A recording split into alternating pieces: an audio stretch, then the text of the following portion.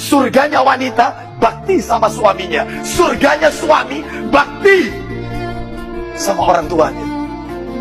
Kenapa justru ditelantarkan? Dia lebih mempercantik rumah istrinya daripada rumah orang tuanya. Betapa banyak anak laki-laki yang tidak peduli dengan orang tuanya. Bapak Ibu sekalian, ini menunjukkan, Bapak Ibu silakan bisa dilihat nanti Al-Baqarah ayat 215. Yas'alunaka madza yunfiqun. Mereka bertanya tentang nafkah. Kemana dulu nafkah itu diberikan? Allah menjawab, Al-Baqarah 215. Apa kata Allah? Berikan nafkah itu orang tua dulu, bukan istri. Bagaimana hukumnya seorang istri membantu ibundanya tanpa izin dan sepengetahuan sang suami? Jawabannya adalah, duitnya siapa? Para istri, jika duit suamimu kau berikan kepada siapapun harus izin. Kalau tidak izin, Anda durhaka kepada suami. Tapi kalau duitmu sendiri yang engkau berikan tanpa izin sang suami, boleh-boleh saja. Wong duitmu suka-suka, bagi-bagi masjid, pesantren, duitmu sendiri. Tapi bukan duit suami. Suami kalau ingin memberikan uangnya kepada siapapun juga boleh. Dan haram seorang suami memberikan duitnya istri kepada orang lain. Artinya, jika ada seorang istri memberikan uangnya kepada ibundanya tanpa sepengetahuan sang suami, sah dan tidak dosa, nggak masuk wilayah kafir biarpun diancam kafir. Seorang suami yang memberikan uang kepada ibundanya, ayahandanya, asalkan duitnya sendiri, sah. Asalkan urusan nafkahnya sudah dipenuhi kepada keluarganya, sah dan dapat pahala. Cuman sekarang pertanyaannya adalah, tadi yang bertanya di Taiwan, memangnya kenapa suamimu kalau tahu? Rupanya suaminya kalau tahu marah. Berarti suamimu kayaknya bukan manusia beneran. Nah, wong istri yang bantu ibunya kok gak senang, itu bagaimana? Makanya kami ingatkan, para istri yang solehah, ajari suamimu semakin hari semakin baik kepada bapak ibunya. Para suami, kalau kau suami bener, ajari istrimu semakin hari semakin baik dengan bapak ibunya. Selalu tanyakan, istriku tercinta, kau sudah ngirim apa ke ibumu? Belum, Ma. Ini aku kirim duit. Itu hebat. Ini malah melarang istrinya mau berbuat baik ini. Jangan-jangan bukan manusia yang sesungguhnya, jelmaan dia itu.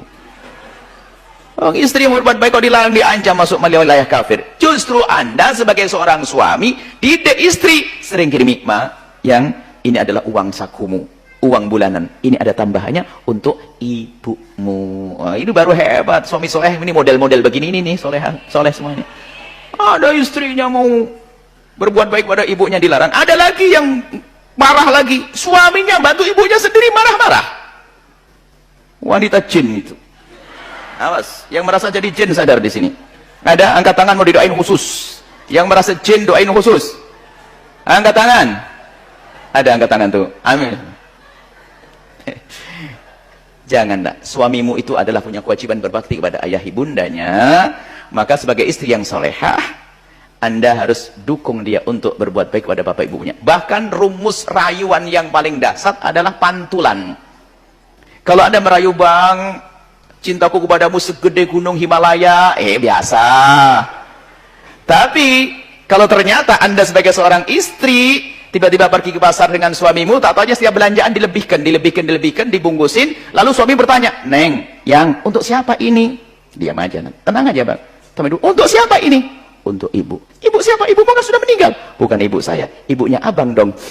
Jatuh cinta yang kedua kali. Jatuh cinta kedua kali. Ini mau berbuat baik malah dilarang-larang. Diam-diam tambah benci pada dirimu. Ini ibuku yang melahirkanku, kenapa tidak boleh? Biasanya akhirnya menjalani hidup hanya terpaksa. Assalamualaikum warahmatullahi wabarakatuh. Ustadz, kalau misalkan ada seorang suami yang dia bersodakoh, tapi dia bersodakoh itu tanpa seizin istrinya. Sedangkan kebutuhan hidup di dalam rumah tangga itu masih belum tercukupi. Nah, itu gimana ya Ustadz hukumnya? Baik. Yang pertama, kaidah untuk para suami dan mirsa dimanapun Anda berada, jika kita merasa beriman kepada Allah, ingat baik-baik bahwa sedekah pertama yang jenisnya infak nafkah itu mutlak diberikan kepada keluarga dahulu, istri, anak-anak, keluarga di rumah. Baru kelebihannya kemudian diteruskan untuk diberikan keluar untuk beramal saleh. Itu pun mesti kompak suami dan istri. Tidak ada yang ditutupi. Ya, ayo diskusi dengan baik. Sayang, hari ini alhamdulillah aku dapat segini, gaji standar kita segini, ayo kita cari surga kita dengan ini. Karena prinsip harta itu ketika dititipkan oleh Allah, itu muaranya surga. Ya, Quran surah ke-28 ayat 77. Quran surah 28 ayat 77. Paling kiri sebelah bawah di mushaf. Kata Allah, wabtaghi fima ataqallahu daral akhirah wa la tansa nasibaka minad dunya. Hei, saya titipkan kamu harta benda, bukan lebih, bukan ingin menaikkan status kamu jadi kaya. Kalau cuma kaya, yang gak beriman pun banyak yang kaya. Apa fungsinya imanmu? Kata Allah, iman itu akan mendorong kita untuk bersikap seimbang. Wa la tansa nasibaka minad dunya. Jangan lupakan urusan duniamu. Ayo silakan cukupkan untuk tempat tinggal, untuk kendaraan, untuk ibadah, untuk macam-macam. Tapi yang terpenting, kelebihan dari semua yang sudah terukur itu, gaji 30 juta, kebutuhan keluarga 20 juta. Kata Allah, yang 10 juta itu untuk mencari akhirat kamu. Orang lain itu bukan miskin, tapi saking kayanya fisiknya bisa ibadah. Dia rajin tahajud, dia rajin puasa. Orang bilang dia nggak punya, tapi Allah tahan rezekinya. Bukan tidak diberikan, diberikan cukup untuk dia beribadah. Kamu jarang tahajud. Orang lain tahajud kaki bengkak, kamu bangun mata bengkak. Ya, harta belum maksimal. Maaf, puasa jarang, maka Allah berikan kemudian kelebihan dari segi harta benda untuk menyusul surga yang lainnya. Maka diskusi di situ. Ya, kalau sudah diskusi, maka mendapatkan nilai-nilai kebaikan di dalamnya. Insya Allah. Baik, teman-teman sekalian, jadi kita simpulkan bahwa yang pertama, jadikan semua aktivitas Ramadan kita terencana. Supaya amalan kita terukur, benar ditunaikan, dan bisa dinikmati dengan baik. Maka di antara rencana itu ada riwayat dalam hadis Al-Bukhari, keluarkan amalan-amalan yang pernah Nabi kerjakan. Cukupkan di situ sehingga kita tidak terlampau lelah untuk mengerjakan amalan lainnya. Amalan pertama, siapkan agenda untuk sedekah, untuk berbagi. Kalau ada uang, siapkan uang. Kalau ada makanan, siapkan makanan. Kalau tak ada makanan, tak ada uang, maka jenis sedekah yang kedua, berbagi dengan kemampuan fisik kita. Datang ke masjid, sambungkan ide-ide kita, bersihkan yang kotor. Siapkan karpet masjid dengan baik, maka pahalanya bisa melimpah dari Allah Subhanahu wa taala. Barangkali itu yang kita bahas di kesempatan kali ini. Semoga Allah menerima amalan-amalan kita, memaafkan kesalahan kita, dan insya Allah menjadikan kita termasuk gemar merencanakan amal-amal kebaikan. Alhamdulillahirabbil alamin. Ini masalah berumah tangga ini, istri itu macam tulang rusuk yang bengkok. Kalau bapak paksa nanti dia patah.